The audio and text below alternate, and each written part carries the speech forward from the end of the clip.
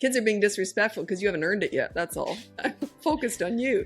They only disrespect a non-leader. I don't just want you to raise nice kids. I want you to have fun. I want you to enjoy your kids. I want your kids to enjoy you. I want you to be happy. You can't change anyone else. You can only change yourself. By the time people come to me for coaching, they already understand it's them. They're not blaming their kids anymore.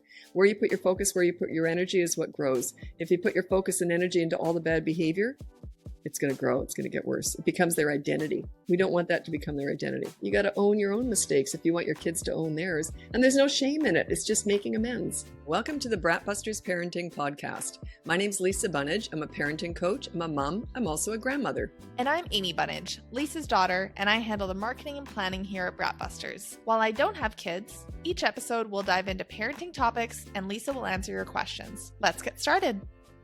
Welcome to another podcast, BratBusters Parenting, and my name's Lisa, and this is my daughter, Amy. I never know the theme. I don't work that way. I can't plan anything out, so I just have to work off the cuff or off the hat. I don't know, top of the hat. And so what's the theme this week? Disrespectful behavior from kids. Well, are they 3? Are they 18? What's disrespectful? So we'll get into the questions. I don't want to, it's too broad of a topic for me to even intro and talk about. So, you know me, I'll start yabbering once we get going. So let's just go right to the first question, unless you want to say something about it, because you know what's coming. I never do. She plans all these. Well, there's no teen questions, but it's mainly in the kid age. And it's just about a variety of disrespectful behavior and how you approach it. Okay, I never talk like this. Disrespectful behavior, it's just not a term I would use. I only say it because parents say it. So it's not in my language to talk like that. So it'll be interesting to see how you know that. Kids are being disrespectful because you haven't earned it yet. That's all. I'm focused on you. They only disrespect a non-leader. They don't, yeah. So it's a sign that you're just got to work on your parenting. That's why I don't discuss it. It's not their fault. It's your responsibility. And that's why I chose this topic. I know you did. It got me going. Because I'm also basing this off of, I look a lot at your comment section. Now, here's the thing. We don't actually answer a lot of social media comments because you don't always have the time to. And if I look at that, if I was going in and answering as my mom, I would be giving you all terrible advice because I don't know. I don't have kids. So that's why a lot of the questions don't get answered in the comments. But so every so often I will go in if I have a spare minute, but you got to understand, I coach, most of my days are spent coaching, and then I've got the back end of the business to run, and then we do the podcast, and then I do lives, and then I also have to film videos. So I don't have a lot of time. I put my time where I think it's most valued. Fewer people are going to see those comments than are going to see a video, and the coaching always comes first because that's people. If people need me that much that they're going to pay me that good money to work with them, they're my first priority. So it's one-on-one. So it's just a time thing. It's just a low priority. And we've got 1.7 million followers now. I can't answer all those comments. I just can't. A lot of them are repetitive too. I'll go through them and I'll think, I just spent a whole hour trying to find a unique comment because I'll see the same one. Not to say you shouldn't be doing that, but that's why I can't answer them. It's just a time thing. And I'm the only one that can do it. So it's a time thing. But I will say this thought process of disrespectful behavior from kids, I got that from the comment section or DMs. Is you get asked that a lot about parents saying that their kids' behavior is disrespectful. Yeah, and I don't see either of those. So, but I do in coaching. By the time they come to me, the most access I have to parents is the lives and the coaching, and they're very different because by the time people come to me for coaching, they already understand it's them. They're not blaming their kids anymore. Whereas in the lives, there's more, how do I fix my kid? How do I fix my kid? So that's more the disrespect. That's what we're going to be talking about today. It's more about the comments, not the coaching clients. Because like I said, the coaching clients, they're ready to take responsibility. They know it's them. But the initial comments in the lives and this is what we're going to talk about. And which is probably most of you listening. Maybe you haven't listened to me a lot. So maybe, this is probably really appropriate, actually. It's just not something that I talk about a lot. So let's go. Okay, Skyla from the United States. I have a 3-year-old boy and a 6-month-old. It has been very stressful and we can never seem to have a single good day. When asked to do a simple task, he will scream, throw things, try and hit me or his sister, and completely refuse to do whatever is asked, no matter what the consequences. I don't really believe in spankings because I just hate them, but nothing seems to work, and spankings seem to be the only thing that works sometimes. We've established a behavior board and have tried to implement that, and it works great until he just does stuff on purpose to get a chore or to be disrespectful. I'm honestly just at my wit's end and I'm so frustrated. He also just tears everything up, and we've taken away a lot. What would you do in this situation? I think that's what you call, I won't swear, but the poop show. Everything's hitting the fan right now. So if the behavior board alone didn't work, I would recommend check out the boot camp course. Okay. But he is so in charge and he's so begging for your leadership. That's what he's doing. The more, if you said he's acting out just to get a consequence, it's to get attention, but not just that. They're screaming for leadership and they need, crave, and want a leader. He is begging for it. Believe it or not, that's what he's doing. He's begging you to stand up and be a leader. What a leader is you deal with bad behavior, but you're just sort of picking one rule per week for now. Don't worry about the rest of the stuff. Say, maybe we'll put that on a board in the future if he's really getting out of control. So deal with that and then play with him a lot. You got to connect with him, play with him. I'm assuming that because he's such a little hell on earth right now, I'm assuming you don't look too thrilled when you're trying to spend time with him. You got to up that enjoyment face. Put it on. Put a mask on your face if you have to, but look like you're enjoying his company. Believe it or not, that's a big part of leadership. Because I always said when people ask me how I got such great results with kids I was working with, I said, well, I lead with play with kids or fun, and with teenagers, I lead with humor. So I always try and be fun and enjoyable, right? So look like you're enjoying him, even though you may not be. Try and find something that's not such agony to do with him. You will start to see a shift. So play harder with him in his world and try to look like you're enjoying it, if you're not even. And then also just address that one rule that you've put on the behavior board, one battle per week. Check out the boot camp course, though. It might be a good fit for you. Or just keep watching all the videos and listen to podcasts.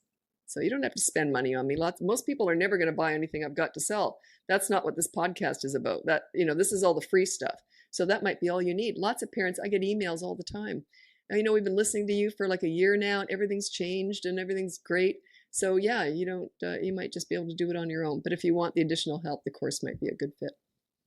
Yeah, and I think I understand where parents are coming from when they're saying that their kids are disrespectful, because the behavior itself is disrespectful.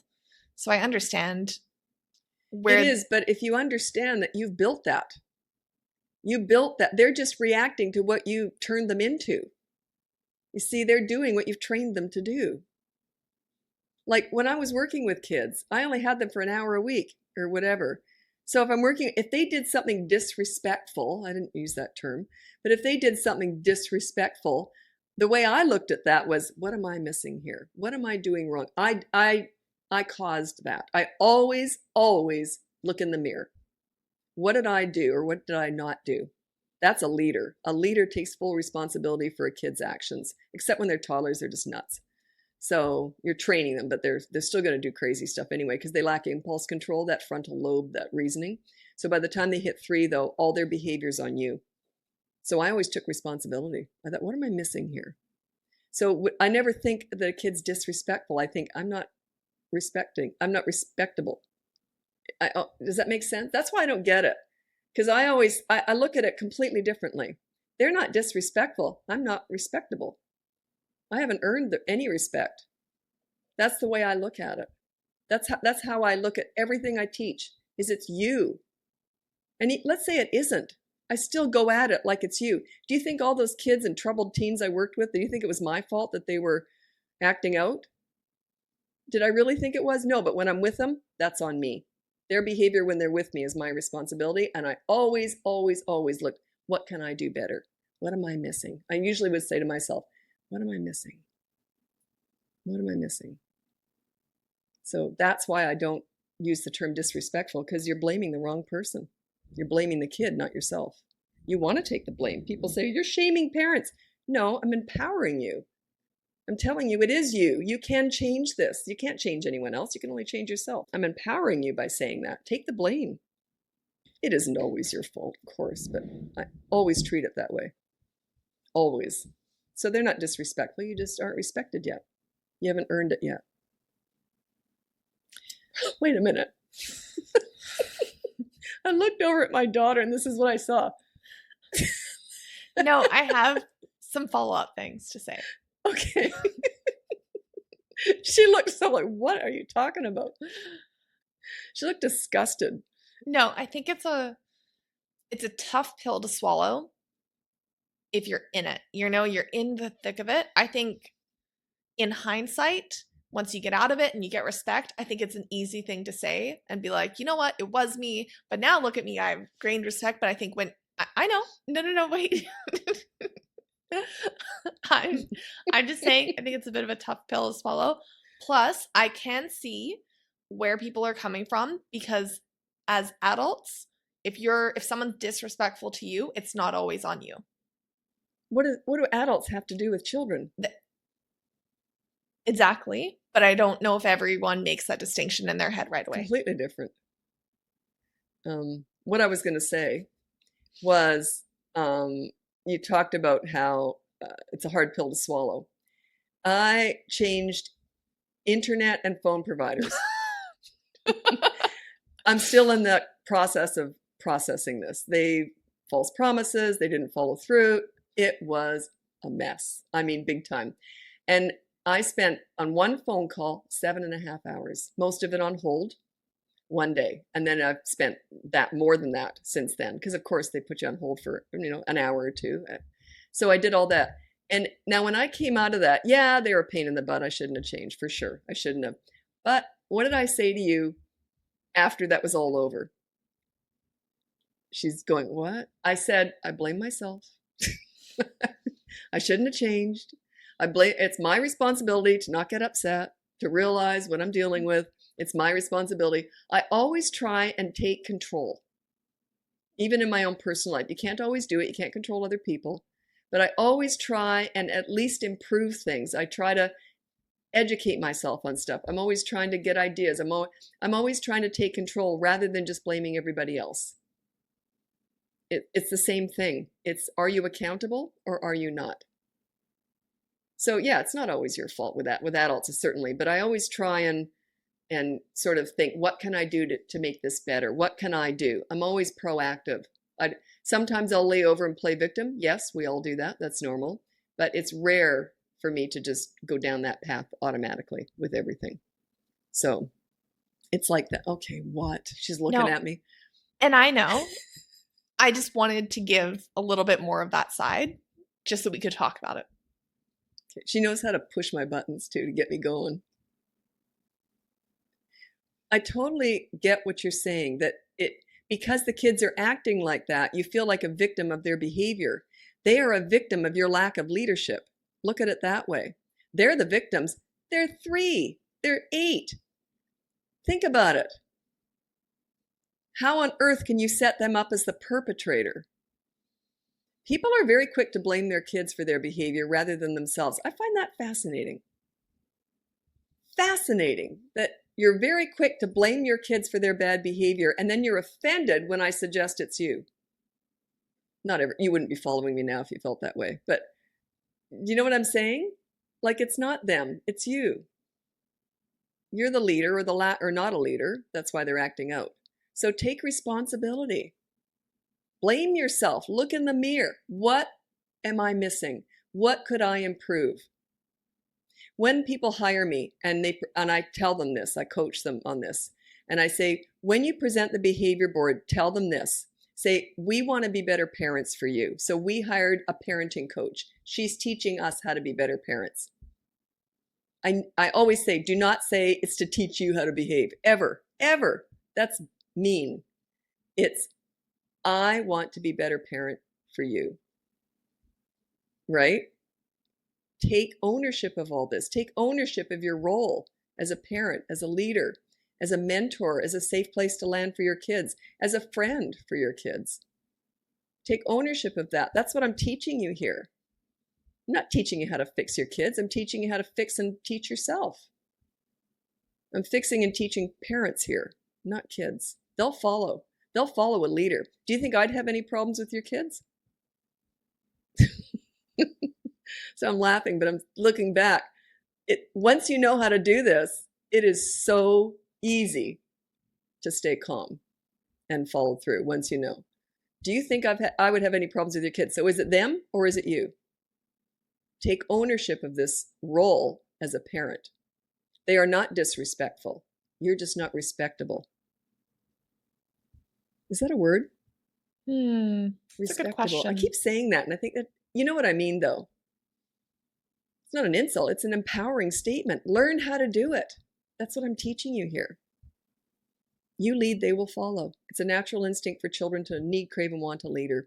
If you're not a leader for them at home and you send them out into the world by 3 or 4 or 5 years old when they start school or preschool or whatever, you're leaving them very vulnerable, very susceptible to peer pressure, bullying, the drug dealer on the corner, the internet, the Kardashians. Do you know why?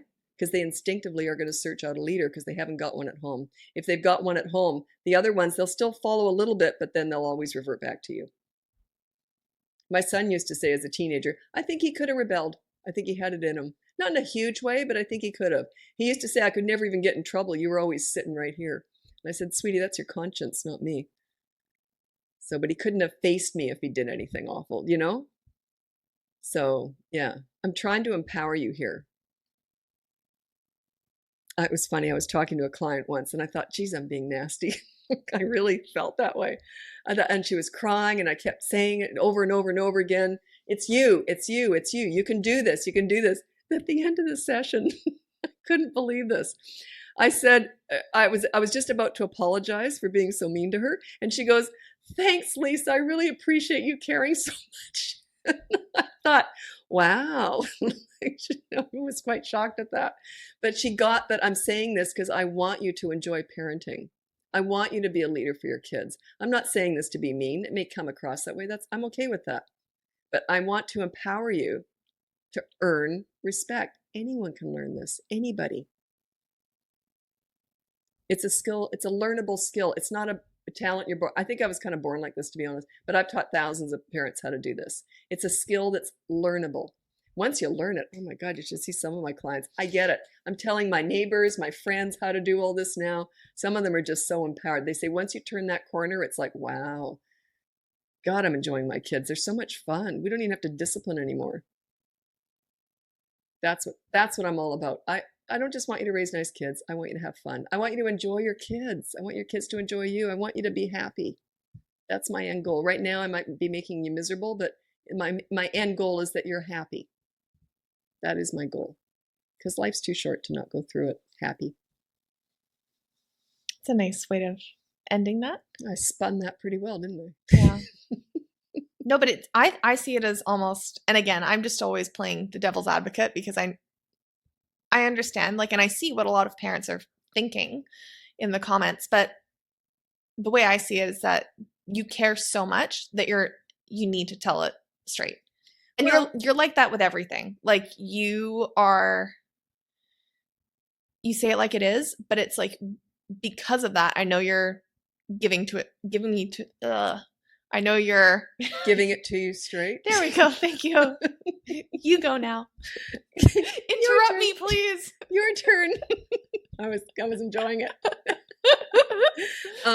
Yeah, I mean, it comes from a place of caring, but you don't need to worry about that. Like, don't worry. If you hate me, you like me, whatever, it doesn't matter. What I want from you is for you to go, oh, I get it. Oh, I get it. I can learn to enjoy my kids. I can do this. That's all I care about. That's all I care about. I don't care if you hate me, love me. I don't care. I want you to go, I can do this. I get it. That's always my goal. Always. I'm obsessed with this. This is a passion. I've been working with kids since I was 11. I was volunteering in daycare centers and I was babysitting neighbors' kids at 11 years old. I was mothering kids from the time I was 11. So I understand kids and I know how to get respect. I know how to be respectable. I just lost my screen again. That's okay. I know how to be respectable. Got to look that up. Anyway, but also I lead with fun. Kids, I would say kids who worked with me always felt like I liked them. I enjoyed them. Because if they didn't feel that way, it wouldn't work. I always, even if I didn't, I always pretended that I liked them and enjoyed them. If they were being a pain in the butt and I had to work to get there, I did it. So I would say pretty much pretty much all kids I worked with felt that I liked them and they wanted to please me. That's a leader. That's trust. There's a lot of trust in that role too, I'll tell you. I remember when I was working with teenagers, I thought, wow, there's a lot of trust wrapped up in me. It's a huge responsibility, huge. So, but you're the parents. You're already responsible. You can do this. You can do it. I've taught some really meek, mild parents who barely say boo. They're very, very quiet, very laid back. I've taught them to do this, and they've done no worse, no better than anybody else. So it's not your personality. It's a skill you can learn. I've also taught some real bullies who were really, really quite aggressive with their kids, and they've also done very well. So don't worry about your personality, because I'm not a leader in my personal life at all. It's a skill that I learned in how to deal with kids. Anyone can learn this. Okay, next question. Mm-hmm. So Jane from Ireland.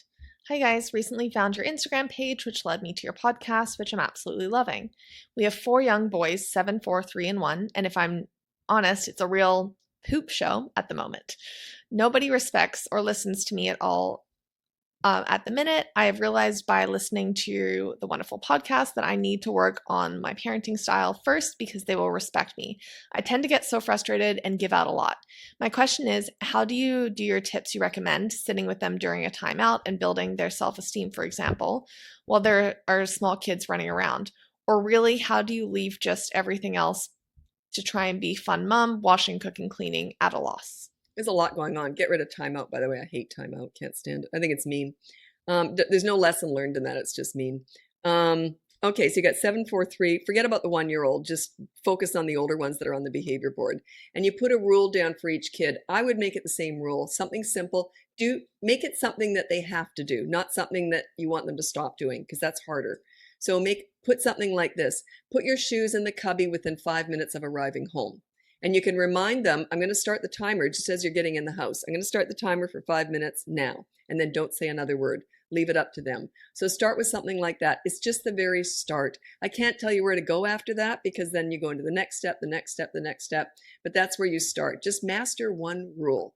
And then you go on to another behavior board in week 2. Check out the free behavior board. It goes through all this. It's like a mini course. It's the start of all this, right? What do you always call it? The learners? What do you call it? The behavior board is it's the training wheels. The training wheels for everything I teach. It's not everything I teach, obviously. It's free. It's just the behavior board.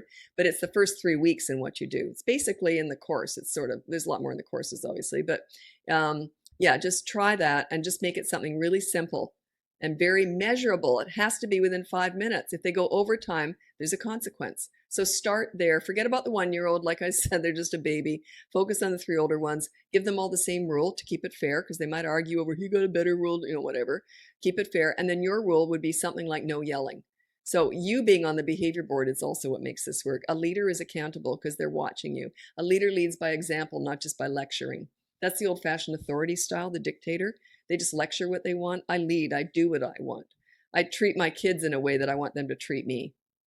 So, and when I was working with kids, I did the same thing. I treated them like I wanted them to treat me. So anyway, that's enough of that. Okay, Carolina from Australia. 3.5-year-old boy with 1-year-old brother does not listen or respect instructions from educators at daycare on days when certain other boys are at school. He becomes very disruptive, for example, running, going inside when he should be outside.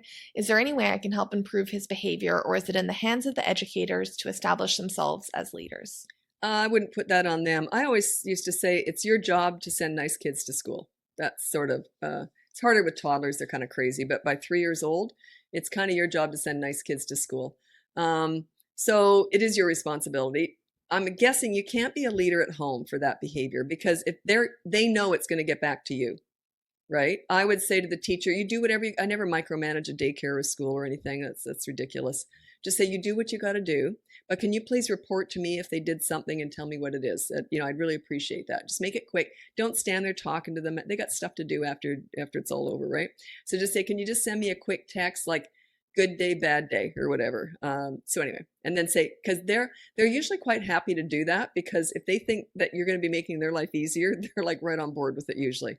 So anyway, then you say, oh, I hear you didn't have a very good day at daycare today. And then hopefully you know a little bit more about that, and say, because you hit someone or you did that. So here's the consequence. Okay, so put it on the board and say that specific thing, or you can't just put be good at daycare. It has to be one thing that they're doing. Could be running away. Could be you can't say listen to the daycare people. It has to be no running outside or something like that. It has to be very specific, or else it doesn't work. It's the bigger the picture, the less likely it's going to succeed.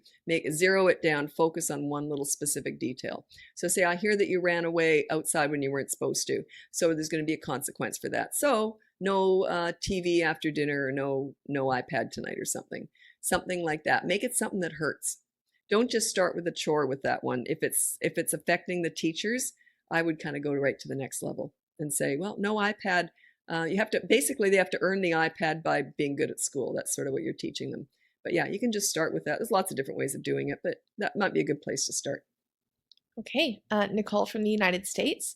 My boys are 4 and 6, and we run into issues of disobedience and disrespect when we can't immediately use the behavior board. For an example, right before bed or when we're at a restaurant. What do we do then?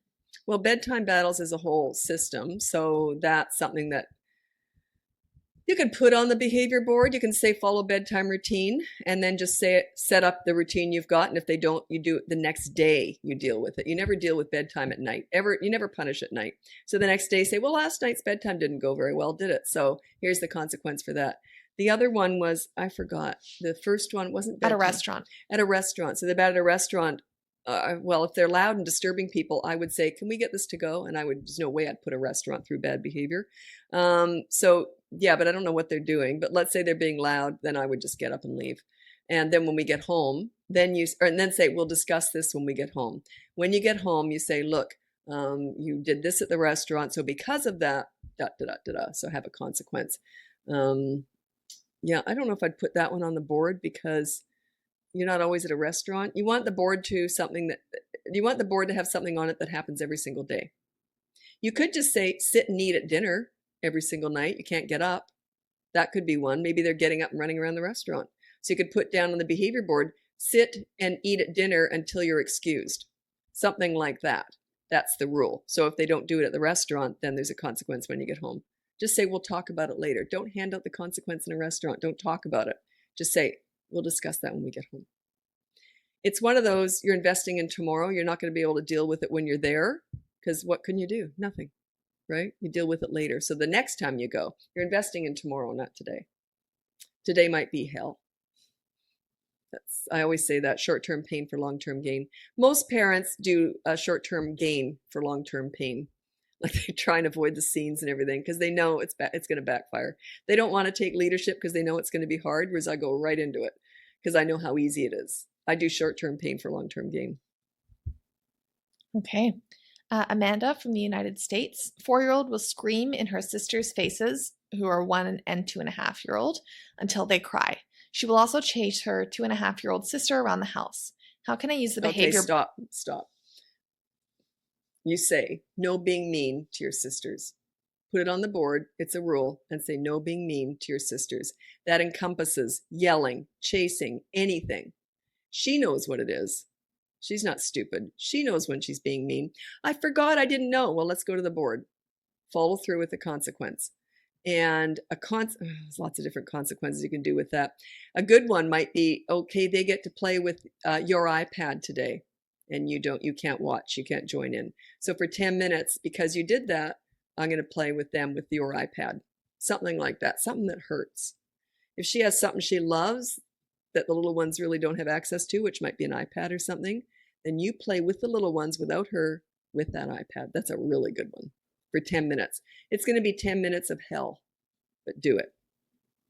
It's a good one. Does that build resentment between siblings? No. Good question. lots of things do, and it makes perfect sense that it would, but no. Do you want me to go into why? Oh, God. Okay. Because she's mad at you. She's mad at you because you're playing with them. And she instinctively knows she was mean to them. Okay. She's already resents them anyway. So you're not going to build it. Put it that way. You're not going to build it because that's the whole problem is she resents them. So you're not going to make it any worse. She's going to take it out on you, which is what you want. You always want everything directed at you because you can handle you. So yeah, no, she's going to be mad at you. She already resents them. That's why she's doing it. So you're not going to make it any worse. Yeah, do it anyway. Even if you think you're going to build more resentment, do it anyway. You're mean to them, they get a reward. But then after it's done, forget it, go back to normal. Parents make this huge mistake. They hold grudges, the kids in the doghouse for the rest of the day. Well, I don't even want to play with you now because you were so mean to your sisters. Huge mistake. Think of the pool story. Huge mistake. Let it go. Once it's done, it is over. Don't discuss it. I want to talk about that. Wasn't fair. It's all done. You want to go read a book? Do not get pulled into a conversation about that at all. The more you explain, the more they complain. It's already done. She's not stupid. She knows what happened there. She gets it. And if she doesn't, she'll learn eventually. Don't explain that. You go right back to loving her up and playing with her, even though you're thinking what a pain in the butt she was. Don't show it. Go right back to focusing on the good kid. Where you put your focus, where you put your energy is what grows. If you put your focus and energy into all the bad behavior, it's going to grow. It's going to get worse. It becomes their identity. We don't want that to become their identity. And don't worry about words. Oh, I know you're a good kid, but you did something bad. All that crap. That's all the pleaser parent garbage, therapy session garbage. That's for you. That has nothing to do with them. Nothing. It's discussing it again. It's bullying. It's berating. It's blaming and shaming. It's just talk. It's focusing on all the wrong stuff. Okay, let's move on. I know I go on. Let's move on. Brianna from the United States. For my 4-year-old son, how do you handle repeat offenders with a behavior board?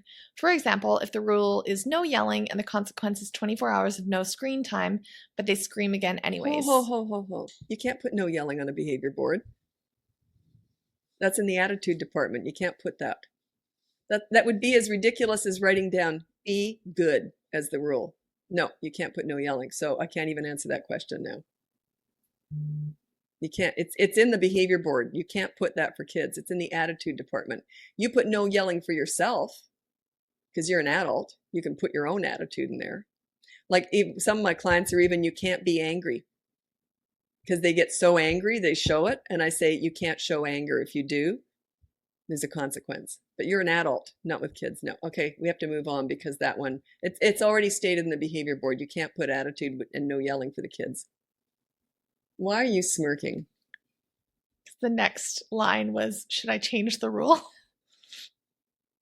It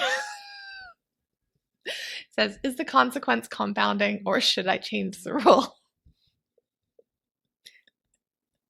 Kind of embarrassed now. Whoa. Let's just move on. That's embarrassing. That's embarrassing. I don't want to talk about it. Don't cut this out. I want people to see. I want people to see this. Do not cut this out. Leave it in. So, Mom, should they change the rule? Maybe. Yes. Next question. Okay, we have one final question. Thank God. Samantha from the United States. I have a question for Amy. In episode 22. Oh, sorry. You're in the hot seat now. Yeah. Thank God. Go on. In episode 22 about yelling, you both mentioned a couple of times that you would get scared when Lisa got quiet. I'm curious where that scared feeling came from when there was no yelling or punishment. Was it just knowing your parents would be disappointed? My kids are young, 5, 3, and 1, but I'm having a hard time imagining kids get that oh no from the descriptions of consequence. For example, the pool story, making amends from what I've seen in the newsletter or heard on the podcast. So what I would say is that the scared feeling I got was simply from disappointing my mom.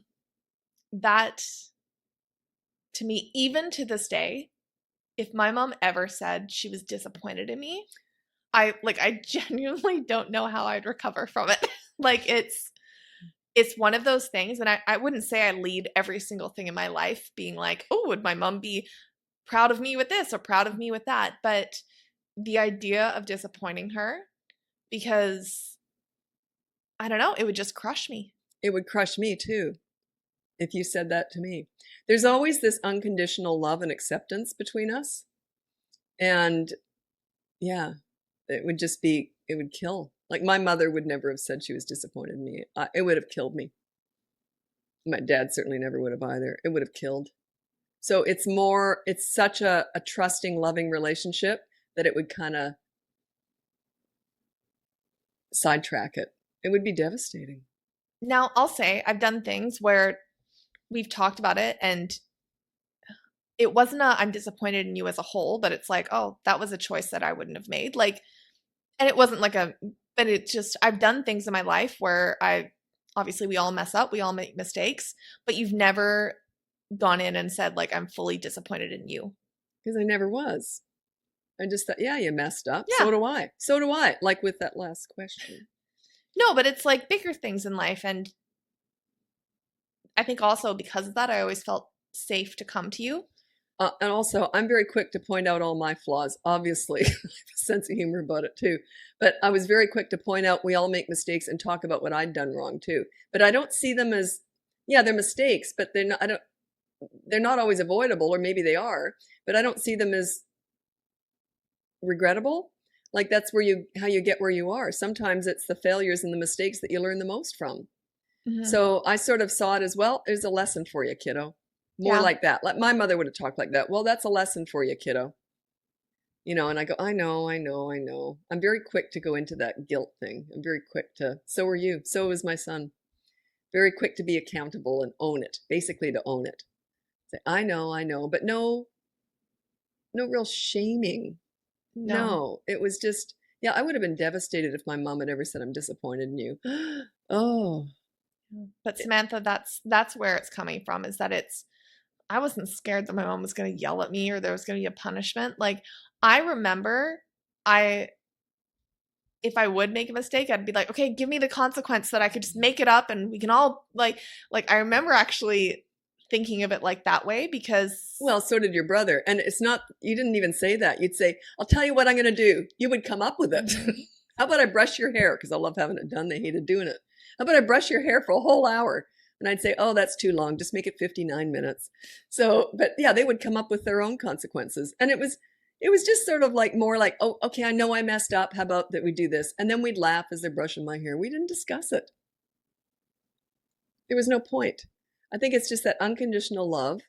And they knew that I wallowed in them. I loved mothering. And there was just that total, except they knew when they walked in the room, they knew that my whole face would light up every time. Like it still does. Every time I see my kids, my face just lights up. There's that unconditional love. And so because I didn't have to discipline my kids really, so there was just more enjoyment than anything else. And that's the leadership role. If you're a leader for your kids, you can just relax and enjoy them right through the teen years. And I guess I always knew you were on my side. Oh, yeah. I wanted you to do well. And I wanted you to be happy. I didn't want you to be perfect. I wanted you to be happy and be functioning and independent. And yeah, I wanted all that good stuff for you. I wanted you to be strong. That was very important to me. I wanted my kids to be strong. That's why I didn't want to pave the way or make life easy for them. At home, yeah, we have a great home life. That's great. But when you go out in the world, you got to prove yourself. You got to work for what you get out there in the world. At home, love, unconditional love, it's great. We'll laugh and all that. But you go out in the world, you got to earn respect from other people. You got to work for it. Just like parents have to work for it, right? You got to earn it. Yeah. And I guess maybe we can end on this, is like, I feel super grateful for our relationship and that I got the opportunity to have something like that. But I understand a lot of people didn't have that with their parents. But I'm assuming with everything that I've heard from you is that you're trying to teach them how to give that for their kids. Okay. I was lucky I had it too. I was adopted and I got great parents. I won the lotto. Although my dad died when I was young, that was agony. But anyway, I still had very loving parents. But a lot of my clients don't. When I talk to parents, they say they were raised by dysfunctional, nasty, abusive people. And I always say the same thing, usually get tears out of them. And I say, you are not your parents. You're not. The sooner you realize that, the easier life will get. They made a mistake. By the way, they did the best they knew how. Okay. Everyone does the best they know how. No one's handed a baby in the hospital and goes, I'm going to mess you up. Everyone does the best they're capable of doing. Right. So I'm not saying to forgive them even, but just understand that they just did the best they could. You just didn't get lucky with those parents. Okay. That's all it is. But you're not your parents. You can make a whole new trek here. You can pave the way in an entirely different way. So yeah, even if you didn't have the benefit of loving, kind parents, you're not your parents. You don't have to be like that. You don't have to take it out on your kids just because you were yelled at. So you're not your parents. You're you. You're nobody else. You're you. You don't have to be perfect. You can make mistakes. And if you do, tell your kids, I messed up. I shouldn't have yelled. What do you want from me? We'd love to go to the water slide park. That's what my kids would have said. I never yelled, but I forgot to do stuff sometimes. We'd love to go to the water slide park. I'd say, okay, fine. You see, own it if you make a mistake. Own it and make it up to your kids. They'll love you for it. My son, what did you say one time? Oh, I won't go into it. It's kind of a long story. That was a story when I saved my PlayStation game over his. And then I had to buy him a new PlayStation game. I offered right away. I'm sorry. I bought him. And then he kept trying to put his memory card in when I was playing a game. Got to be a joke. So he'd get another free game if I saved over it again. So I was very quick to be accountable. And that's important too. That's love, right? Right? You got to own your own mistakes if you want your kids to own theirs. And there's no shame in it. It's just making amends. So, okay, you made a mistake. What are you going to do about it? That's how it went. Anyway, I think we'll wrap it up here. I've yambled on about it. Anyway, anything else you want to say? Okay, thanks so much for joining us. We'll talk again when we talk to you again. Happy parenting. Bye now. Thanks for tuning in. If you're ready to dive deeper, check out BratBusters.com to learn more about the Behavior Board, parenting courses, and private one-on-one coaching with Lisa. If you've enjoyed the show so far, we'd love it if you could take a moment to follow, rate, and review us on your favorite podcast platform. Your feedback helps us reach more parents just like you. The information provided in this podcast is for general informational purposes only and is not intended as a substitute for professional advice. Lisa is a parenting coach, mom, and grandmother. She is not a licensed psychologist or counselor. Her services do not replace the care of psychologists or other healthcare professionals. For a full disclaimer, please visit BratBusters.com/disclaimer.